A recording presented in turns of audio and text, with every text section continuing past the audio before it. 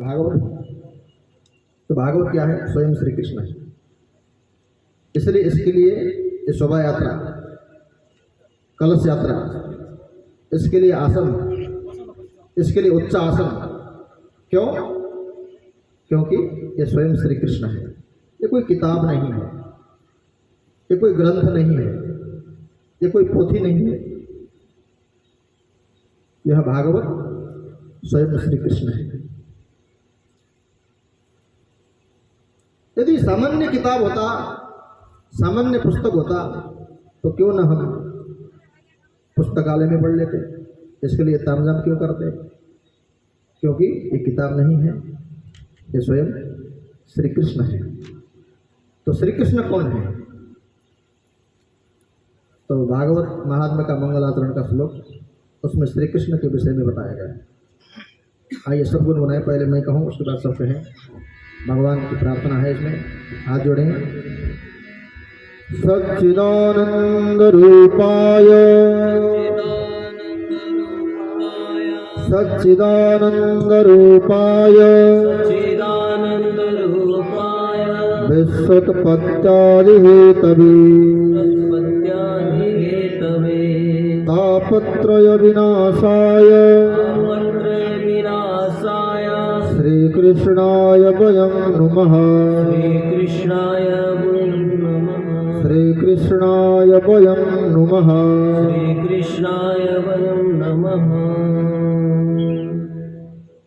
सच्चिदानंद रूपाय। 4 पद हैं इसमें, एक श्लोक में 4 पद हैं। पहले वाले पद में भगवान का स्वरूप परिचय, श्री कृष्ण का स्वरूप। दूसरे वाले पद में भगवान का सामर्थ्य परिचय। सामर्थ्य माने शक्ति, भगवान के अंदर कितनी शक्ति है, क्या कर सकते हैं भगवान, आप हम क्या कर सकते हैं और भगवान क्या कर सकते हैं। और तीसरे पद में भगवान का स्वभाव, स्वभाव माने वाणी, भगवान का स्वभाव वैसा है। और चौथे पद में ऐसे भगवान श्री कृष्ण को हम सब नमन करते हैं। तो भगवान का स्वरूप कैसा है? सच्चित आनंद, सच्चिदानंद रूपाय, सच्चित आनंद, 3 प्रकार। सच्चित आनंद, सद माने सदा सर्वदा रहने वाला, सदा सर्वदा माने पहले भी था। हम और आप सब 100 साल पहले थे, कोई था 100 साल पहले? कोई नहीं था। आज हैं, लेकिन 100 साल के बाद हम रहेंगे? कोई रहने वाले हैं? 100 साल के बाद कोई रहेगा नहीं। लेकिन भगवान 100 साल पहले भी थे, आज भी हैं। आज कैसे हैं? भगवान को आज हैं, इसलिए हम क्या करते हैं? भगवान को भूतपूर्व नहीं कहते हैं। भूतपूर्व राष्ट्रपति, भूतपूर्व प्रधानमंत्री, भूतपूर्व शिक्षक, भूतपूर्व मंत्री, ये भूतपूर्व सब लगता है, लेकिन भगवान के अंदर कोई भी भूतपूर्व नहीं लगता है। भूतपूर्व कृष्ण, भूतपूर्व राम, भूतपूर्व शिव, ऐसा सुना है कहीं? भगवान कभी भूतपूर्व नहीं होते। अब कुछ लोग बोलते हैं भगवान के ज़माने में ऐसा होता था, ऐसे बोल देते हैं, लेकिन भगवान का ज़माना अब भी भगवान का ज़माना है, अभी तुम्हारा ज़माना नहीं है। लोग सोचते हैं अभी तो हमारा ज़माना आ गया, पहले तो भगवान का ज़माना था। भगवान के ज़माने में, महादेव के ज़माने में ऐसे करते थे। महादेव का पहले ज़माना नहीं था, पहले भी उनका ही ज़माना था। अभी जो दिख रहा है उनका ही ज़माना है, इसलिए हवा चल रही है, सूर्य प्रकाश दे रहे हैं, नदियां प्रवाहित हो रही है, इंद्र वर्षा कर रहे हैं, चंद्रमा चांदनी दे रही है, फल में रस, फल में सुगंध, जल में शीतलता, मधुरता, अन्न में रस, मिट्टी में ऊर्जा। ये सब कौन दे रहा है? सब वही है। कण कण में, अणु अणु में, यत्र तत्र सर्वत्र जिनकी सत्ता है, सर्वत्र जो है। अथवा पहले भी वही थे, अकेले थे, उसके सिवा कुछ नहीं था। भगवान एक थे। भगवान ने सोचा मैं एक से अनेक बन जाऊं। एको हम बहुत श्याम। भगवान ने कहा मैं एक से अनेक हो जाऊं, अनेक बन गए। ये दृश्यमान सरासर सृष्टि उनका ही स्वरूप है, वो अनेक बन गए।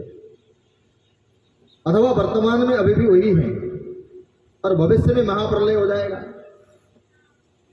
सब भगवान में लीन हो जाएंगे, फिर भी हम सब नहीं रहेंगे। हम क्या, ब्रह्मा भी नहीं रहेगा, ये सृष्टि नहीं रहेगी, तब भी भगवान करारविंदे न पदारविंदम मुखारविंदे विनिवेशयन्तम वटस्य पत्रस्य पुटे शयानम बालम मुकुंदम मनसा स्मरामि। महाप्रलय काल में जलमग्न हो जाता है, सारे ब्रह्मांड भगवान के अंदर चले जाते हैं, भगवान अकेले रह जाते हैं। बाद में भी रहेंगे, पहले भी थे, अब भी हैं, बाद में भी रहेंगे। इसको कहते हैं सद। सद, सद माने सदा सर्वदा रहने वाला, नित्यो नित्यानाम चेतनस चेतनानाम, जो नित्य है, इसलिए उसको सनातन कहा गया है, उसको शाश्वत कहा गया है। शांतम शाश्वतम प्रमेयमनघम निर्वाण शांति प्रदम। रामचरितमानस में तुलसीदास जी कहते हैं शांतम शाश्वतम, भगवान शाश्वत है, वो सनातन है, उसी को सनातन धर्म कहा जाता है। क्योंकि जब से सृष्टि हुई तब से सनातन धर्म है, इसलिए उसको सनातन कहा जाता है, सनातन धर्म कहा जाता है। अप्रमेयम अनघम निर्वाण शांति प्रदम, भगवान का स्वरूप तुलसीदास जी बताते हैं रामचरित। निर्वाण शांति प्रदम शांतम शाश्वतम प्रमेयमनघम निर्वाण शांति प्रदम सच्चिदानंद रूपाय। सद माने सदा रहने वाला, और चित माने ज्ञान, चित माने ज्ञान। हमें हमारे बगल में बैठा हुआ व्यक्ति क्या सोच रहा है अभी आपको पता है? दाढ़ी वाले चश्मा वाले क्या सोच रहे हैं आपको पता है? बगल वाले को अभी क्या सोच के बैठे हुए हैं? और माता जी को पता है बगल वाली माता जी, घड़ी वाली माता जी क्या सोच रही है? चश्मा वाली घड़ी वाली माता जी। अब बैग वाली माता उठ के चली गई है ना, आप भी जाने को सोच रहे हैं, लेकिन इनको पता नहीं, बगल में बैठी हुई माता को पता नहीं। लेकिन भगवान को अनंत कोटि ब्रह्मांड, अनंत कोटि ब्रह्मांड में रहने वाले अनंत कोटि योनि, 84 लाख योनि कहा गया है। 84 लाख योनियों में अनंत कोटि प्राणी, सबके हृदय में, सबके घट घट में अभी क्या चल रहा है अभी इस वक्त, उसको पता है। वो इतना बड़ा ज्ञानी है। हमें बगल वाला क्या सोच रहा है ये पता नहीं है, लेकिन उसको चराचर सृष्टि के प्राणी के अंदर अभी क्या चल रहा है अभी उसको अभी इस समय पता है। उसी को अंतर्यामी कहते हैं। भगवान अंतर्यामी है, दूसरा शब्द लोक प्रसिद्ध शब्द है अंतर्यामी। भगवान अंतर्यामी है, भगवान चिदानंद है, भगवान सदानंद है। और हमें कुछ विद्या प्राप्त करने के लिए, कुछ शिक्षा प्राप्त करने के लिए हमें पढ़ना पड़ता है, उनको कुछ पढ़ना नहीं पड़ता है। 64 कलाओं से युक्त है। 64 कला माने 64 विद्या। संसार की सारी विद्याएं 64 विद्याएं होती है, लेकिन हमारे संसार में बड़े बड़े वैज्ञानिक, बड़े बड़े बुद्धिजीवी लोग एक कला से युक्त भी कोई नहीं है, कोई भी एक कला से युक्त नहीं है। लेकिन भगवान श्री कृष्ण क्या है? 64 कलाओं से युक्त है। और हमारे अंदर एक भी कला नहीं है। हमारे क्या बड़े बड़े साइंटिस्ट, बड़े बड़े जो मनीषी कहे जाते हैं, बड़े बड़े बुद्धिजीवी कहे जाते हैं, संसार में बड़े टैलेंटेड कहे जाते हैं, उनके अंदर भी एक कला नहीं है, पूर्ण एक कला नहीं है। लेकिन भगवान 64 कला धारण करते हैं, पूर्ण 64 कला। भगवान नारायण में 60 कलाएं बताई गई है, भगवान महादेव में 56 कलाएं बताई गई है, ब्रह्मा जी में 45 कलाएं बताई गई है, और नारद में 40 कला, और देवताओं में 35 कला। और इंद्र भी कितना बड़ा होगा देखिए, जिनके अंदर 40 कला है, हमारे अंदर एक कला भी नहीं है, 40 कला वाला इंद्र भी कितना बड़ा होगा। ब्रह्मा जी 45 कला वाले हैं, महादेव 56 कला वाले हैं, और नारायण 60 कला वाले हैं, श्री कृष्ण 64 कला वाले हैं। संपूर्ण ज्ञानमय है, इसको कहते चित्त। चित्त माने सर्व ज्ञानमय, जो ज्ञान के स्वरूप हैं, जो वाग्वादिनी विद्या की देवी सरस्वती को विद्या दान करने वाले हैं, जो सरस्वती की भी गुरु हैं, जो देवगुरु बृहस्पति को विद्या दान करने वाले महादेव की शिष्य हैं शुक्राचार्य, और बृहस्पति देवगुरु बृहस्पति और भगवती सरस्वती, भगवान परशुराम, ये सब महादेव के शिष्य हैं।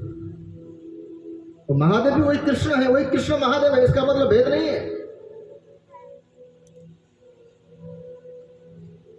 People differ, God is one, परमात्मा एक है, एक से अनेक बने हुए हैं, भेद नहीं है। सरस्वती के गुरु हैं, जो बृहस्पति के गुरु हैं, जो शुक्राचार्य के गुरु हैं, जो परशुराम के गुरु हैं, वो महादेव है। तुम जगत गुरु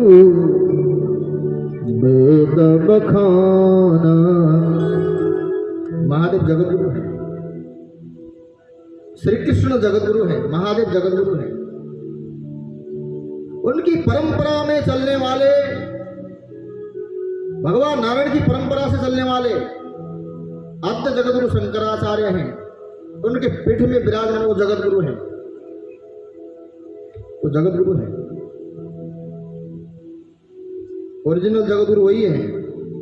और चतुर्थ संप्रदाय, 4 संप्रदाय में, जो वैष्णव संप्रदाय में चलने वाले रामानुज संप्रदाय, रामानंद संप्रदाय, निम्बार्क संप्रदाय और पुष्टि परंपरा के वल्लभाचार्य, ये 4 संप्रदाय, वैष्णव संप्रदाय, ये 4 जगत गुरु हैं।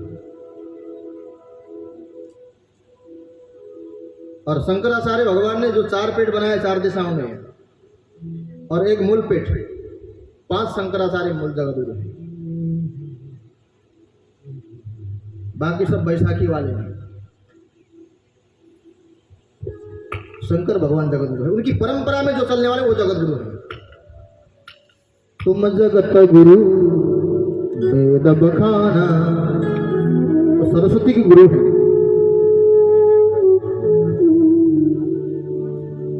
आन पामर जी वही क्या जाना, आन पामर हम पापी जीव क्या जान सकते हैं। तुलसीदास जी कहते हैं, हम पापी जीव आपके बारे में, आपके विषय में क्या जान सकते हैं। आन पामर जी वही क्या जाना, तुम जगत गुरु वेद बखाना, वो जगत गुरु है। चित्त माने ज्ञान, जो संपूर्ण ज्ञानमय है परमात्मा। तीसरा शब्द है आनंद। आनंद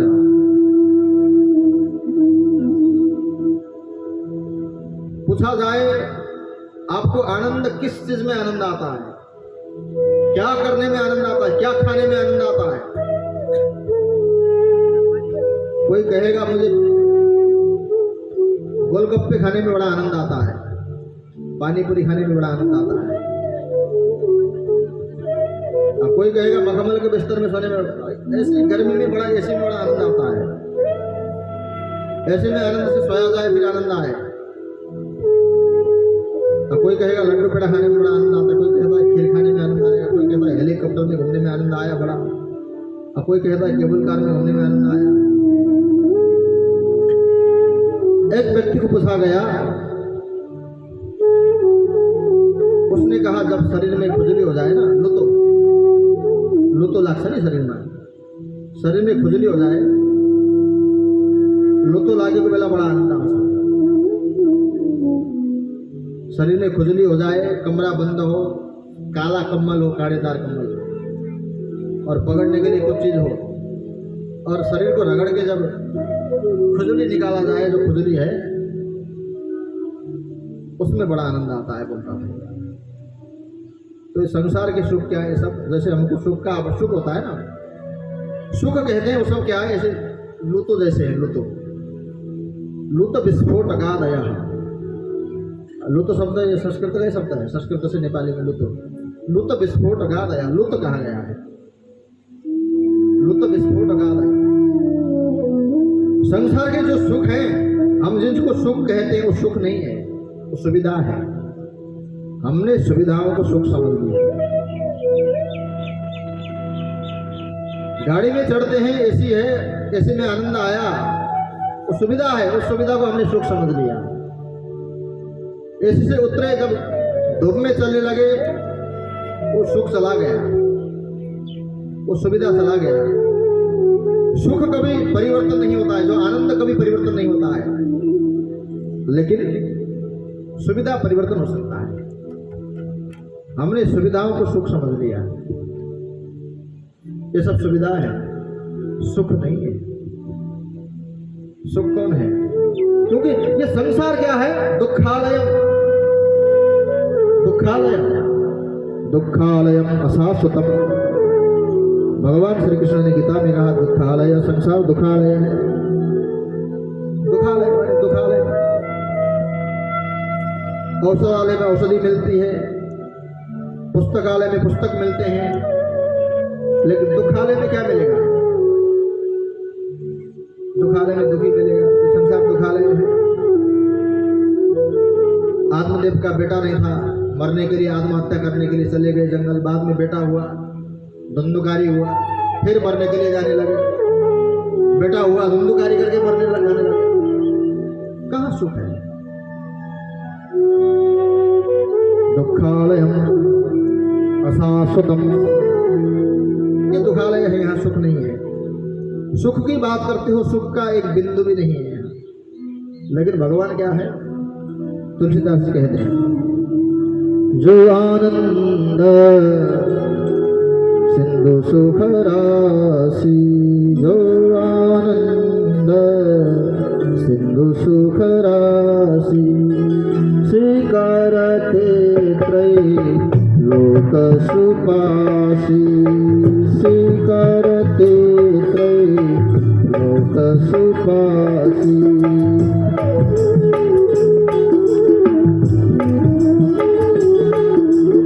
सिंधु सुख राशि, सो सुख धाम रामास नामा,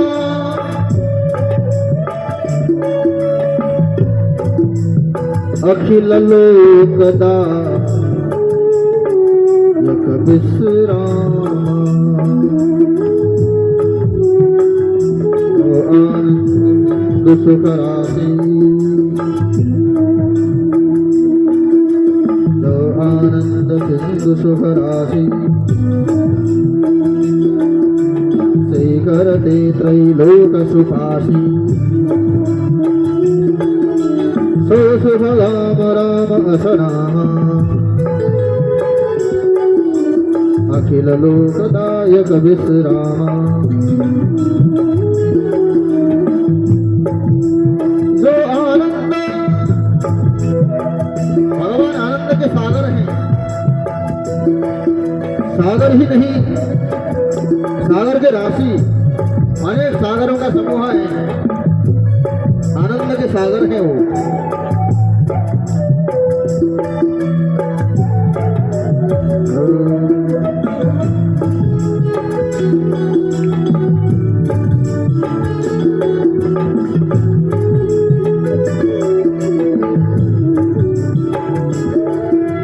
श्री राम जय राम जय जय राम, श्री राम जय राम जय जय राम।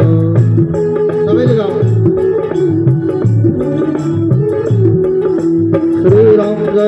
जय जय राम श्री राम जय जय राम।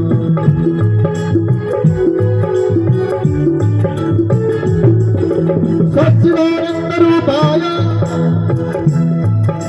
दुष्टपत्तानि हेतवे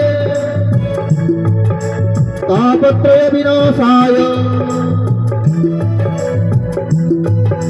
श्री कृष्णाय वयं नमः। श्री कृष्ण सच्चिदानंद रूपाय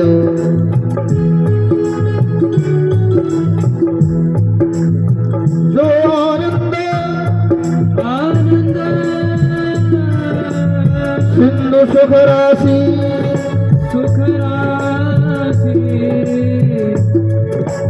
जो आनंद सिंधु सुख राशि सर्ग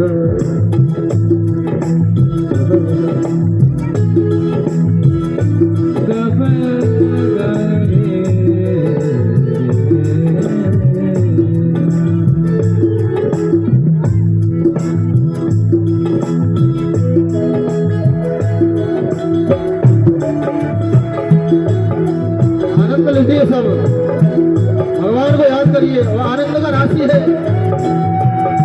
सच्चिदानंद रूपाय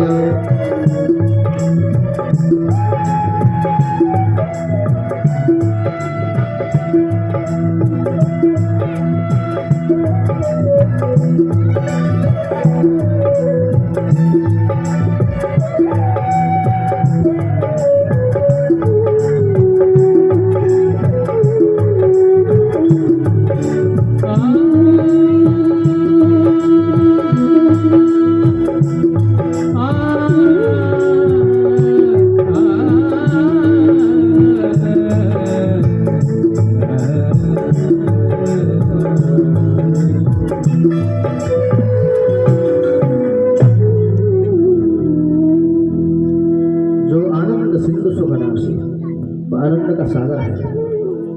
एक ही सागर नहीं है, सागरों का समूह है, लेकिन यहाँ एक बिंदु भी नहीं है। वो गागर ही नहीं, सागर है।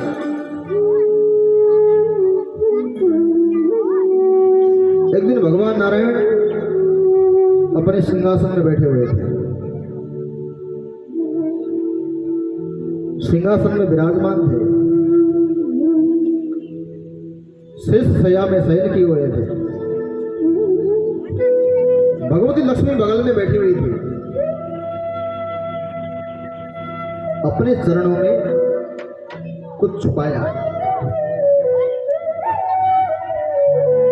लक्ष्मी जी ने पूछा, प्रभु क्या छुपाया है, मुझे बताइए। भगवान ने कहा नहीं नहीं कुछ नहीं। लक्ष्मी ने कहा नहीं प्रभु, आपने कुछ छुपाया जरूर, मुझसे भी आप छुपा रहे हैं, क्या बात है? आपको मेरे ऊपर विश्वास नहीं है? इसका मतलब मेरे ऊपर भरोसा नहीं है? आप बताएं। तो भगवान बताते हैं, मेरे चरणों में सारा सुख सुविधा, धर्म अर्थ काम मोक्ष चतुर्विध पुरुषार्थ, अष्ट सिद्धि नवनिधि, सुख समृद्धि ऐश्वर्य धरती, विद्या ज्ञान संपदा समृद्धि शुभ लाभ, अथवा जितने भी खजाने हैं सब मैंने धरती में मनुष्य को दे दिया। सबको दिया, लेकिन विशेष करके मनुष्य को दिया। कथा कीर्तन, देवालय शिवालय तीर्थ, ये सब मैंने मनुष्यों को दिया और सब कुछ दे दिया, सब कुछ लुटा लिया। तो मेरे को कौन पूछेगा? मेरे पास कुछ नहीं रहेगा तो मुझे कौन पूछेगा? इसलिए मैंने एक चीज छुपाया है, मैंने अपने चरणों में। क्या है प्रभु? लक्ष्मी जी पूछती है, प्रभु क्या है? भगवान कहते हुआ है शांति। शांति, मैंने शांति को छुपाया। जब तक संसार का प्राणी मेरे चरणों में नहीं आएगा तब तक उसको शांति नहीं मिलेगी। मैंने शांति को छुपाया। शांति को छुपाए।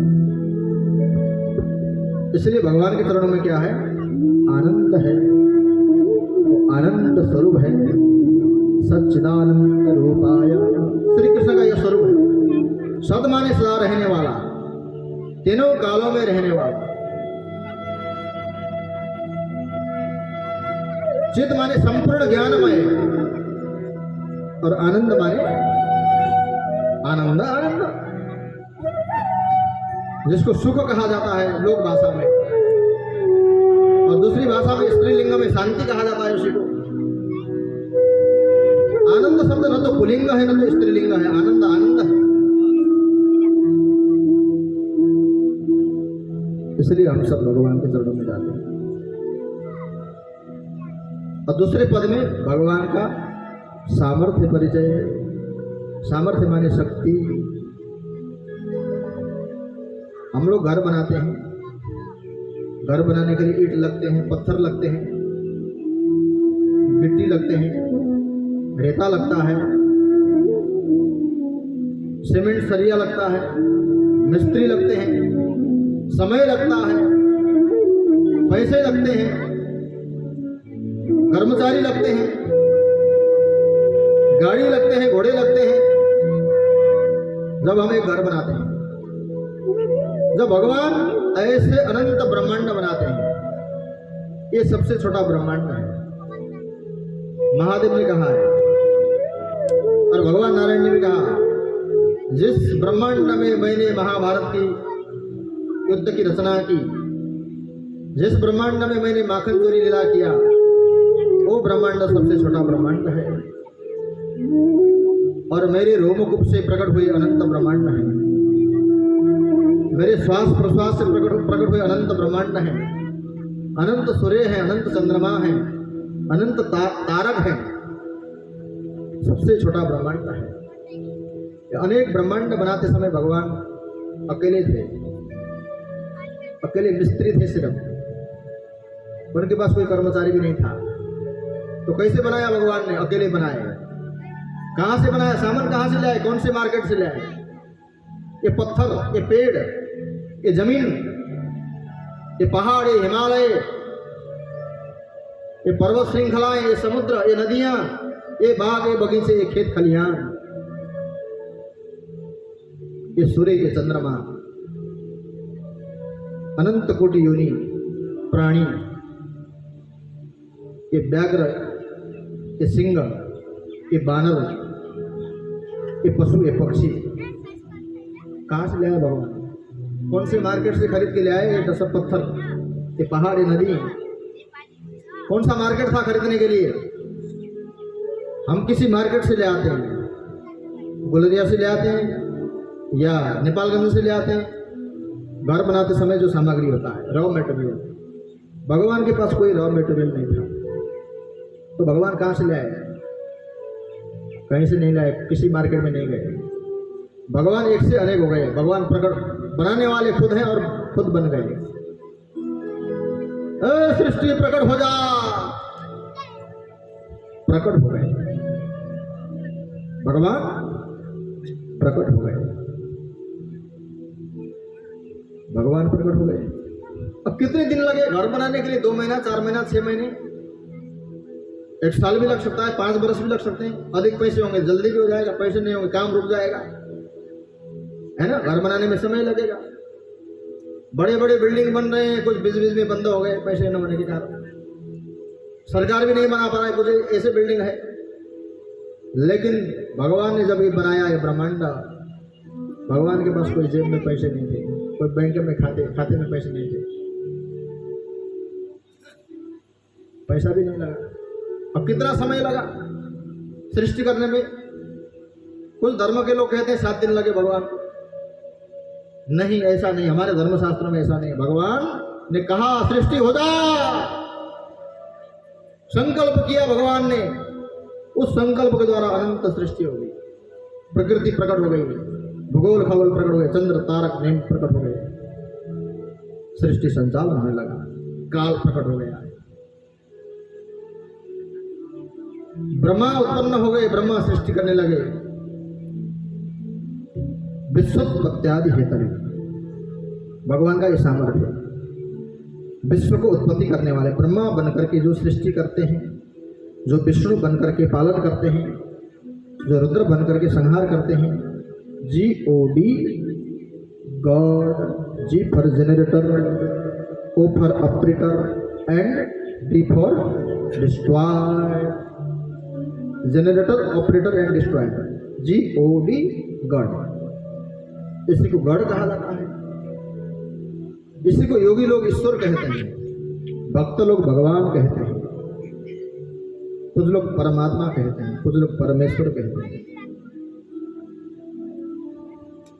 वही है सच्चिदानंद रूपा है, विश्वोत्पत्त्यादि हेतवे। और देखिए, माताओं ने कुछ गहने पहन रखे हैं, तो ये सब गहने कहाँ से बनते हैं? सोने से बनते हैं। परमात्मा सोना है और ये सब क्या है? सोने से बने हुए गहने हैं। ये सब गहने हैं। नाम तुम्हारा तारणहार, नाम तुम्हारा तारणहार, जाने कब दर्शन होगा, जाने कब दर्शन होगा। तेरी रचना इतनी सुंदर, तू कितना सुंदर होगा। तेरी रचना इतनी सुंदर हो, कितना सुंदर होगा। नाम तुम्हारा तारणहार, नाम तुम्हारा तारणहारा। तेरी रचना इतनी सुंदर, गहने इतने सुंदर, इतने महंगे, तो वो कितना महंगा होगा, वो कितना सुंदर होगा।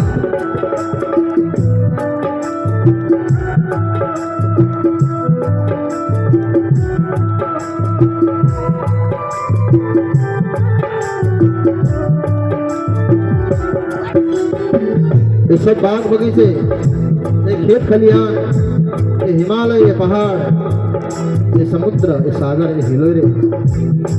परमात्मा समुद्र है, ये संसार समुद्र के हिलोरे हैं। हिलोरे माने तरंग।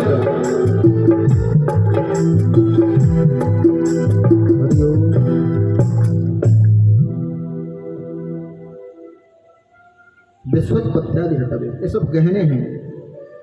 लेकिन गहने अगर बिगाड़ दिया जाए, आपके पहने हुए गहने, अंगूठी, तिलहरी जो भी पहनते हैं, उसको बिगाड़ दिया जाए तो क्या हो जाएगा? वो फिर सोना बन जाएगा।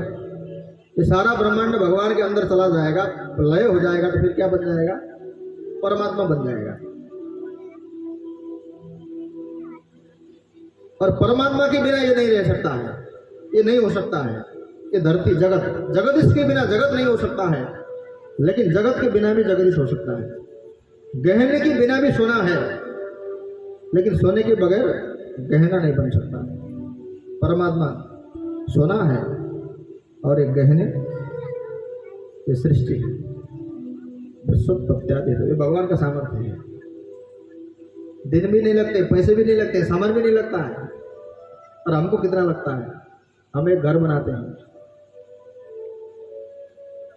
वो परमात्मा है, वो ईश्वर है, वो सर्वशक्तिमान है, वो सुप्रीम पावर है। और तीसरे पद में भगवान का स्वभाव परिचय।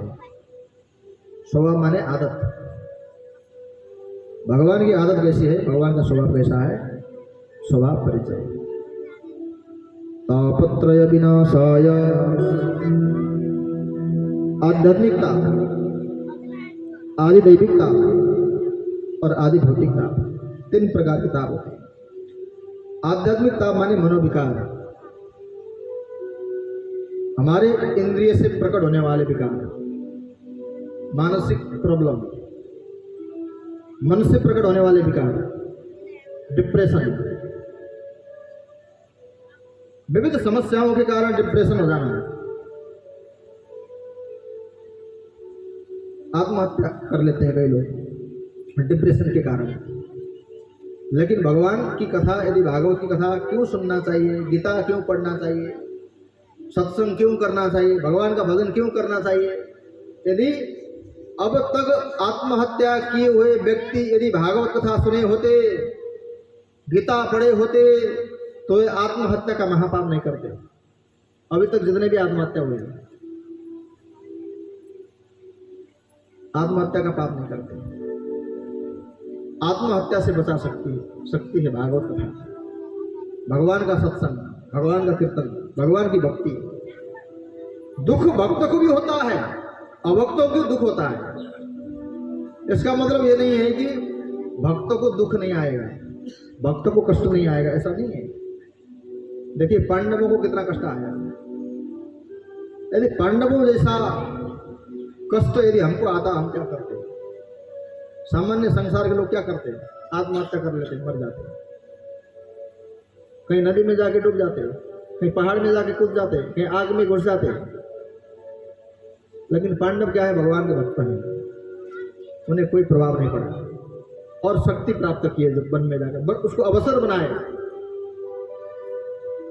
अवसर बनाए। महादेव से शक्ति प्राप्त किया अर्जुन ने, इंद्र से शक्ति प्राप्त किया अर्जुन ने, और पांडव ने उसको शक्ति बनाया।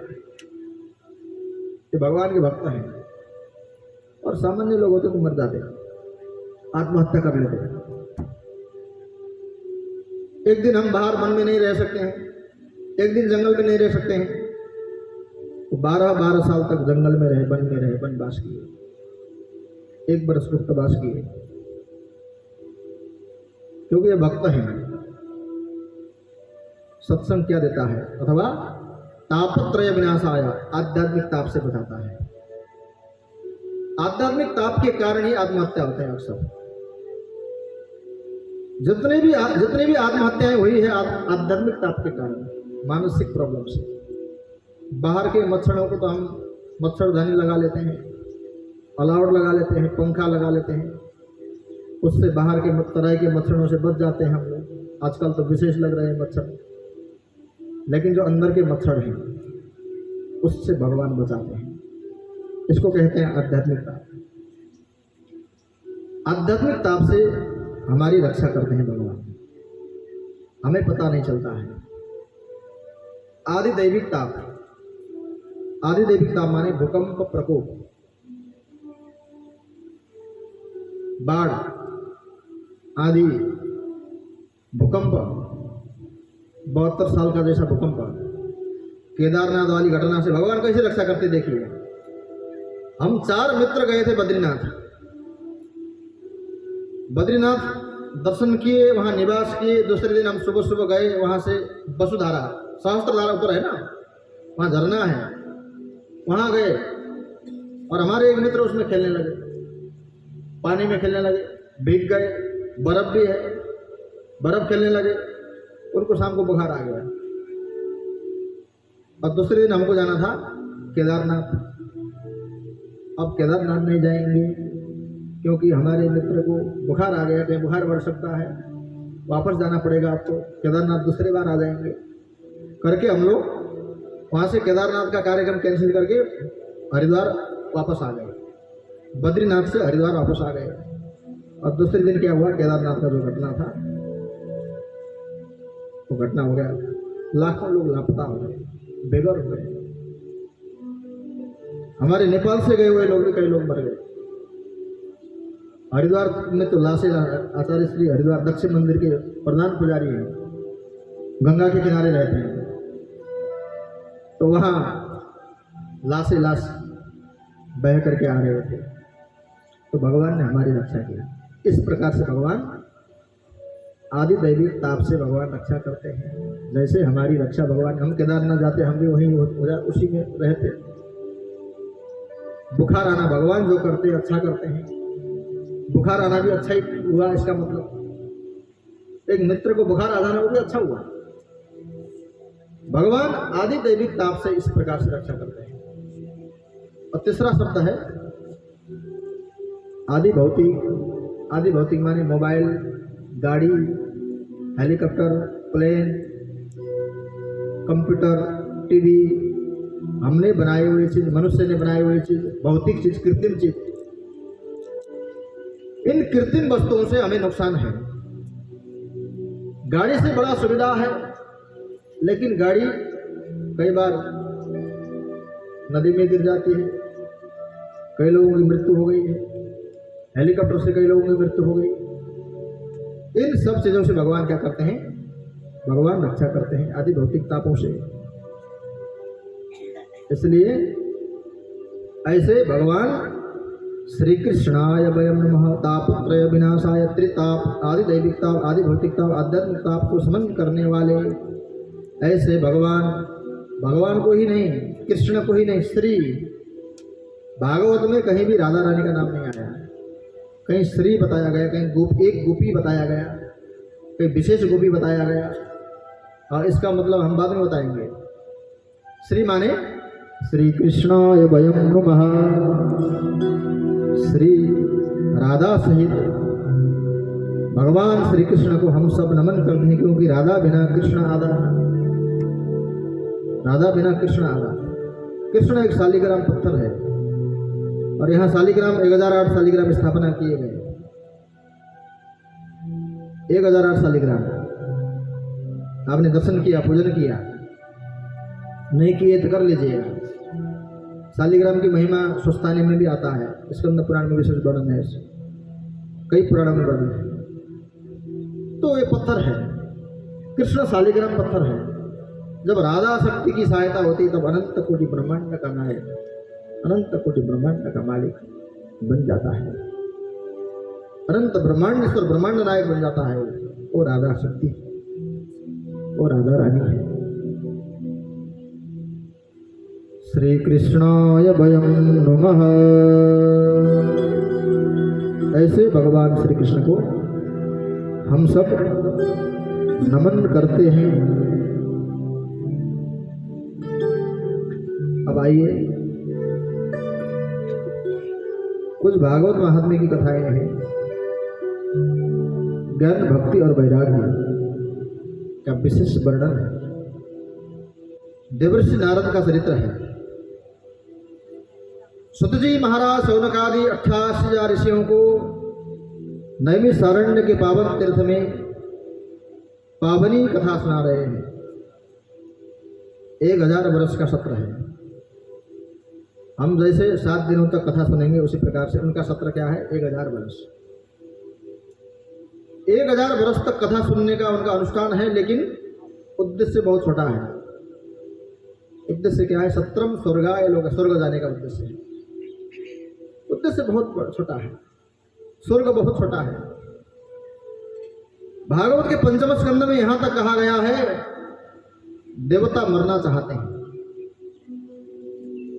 अमृत पी लिए हम अमर हो गए, हमने गलती कर ली, हम मरना चाहते हैं। मर करके भारतवर्ष में जन्म लेना चाहते हैं।